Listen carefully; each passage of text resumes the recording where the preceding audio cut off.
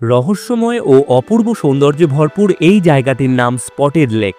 এটি অবস্থিত কানাডার ওসোয়োস শহরের কাছে ব্রিটিশ কলম্বিয়ার একটি নির্জন উপত্যকায়। বছরের বেশিরভাগ সময় এই লবণাক্ত হ্রদটি দেখতে সাধারণ মনে হলেও গ্রীষ্মকালে এর জল শুকিয়ে গেলে তলদেশে তৈরি হয় নানা আকার ও রঙের বৃত্তাকার দাগ। এই স্পটগুলোর রং নীল, সবুজ, হলুদ, সাদা বা ধূসর, যা জলের মধ্যে থাকা খনিজ পদার্থ যেমন ম্যাগনেসিয়াম সালফেট, ক্যালসিয়াম এবং সোডিয়াম সালফেটের উপস্থিতির উপর নির্ভর করে। কিছু কিছু ক্ষেত্রে টাইটানিয়াম ও সিলভার ধাতুও দেখা যায়। এর জল শুকিয়ে যাওয়ার সময়কাল মাত্র কয়েক ঘন্টা থেকে 1-2 দিন পর্যন্ত স্থায়ী হয়।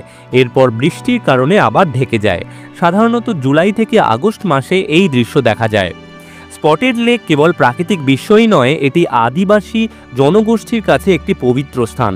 স্থানীয় আদিবাসীরা একে খিলুক নামে জানে এবং বহু শতাব্দী ধরে এটি তাদের ওষুধি ও আধ্যাত্মিক চর্চার অংশ হয়ে এসেছে।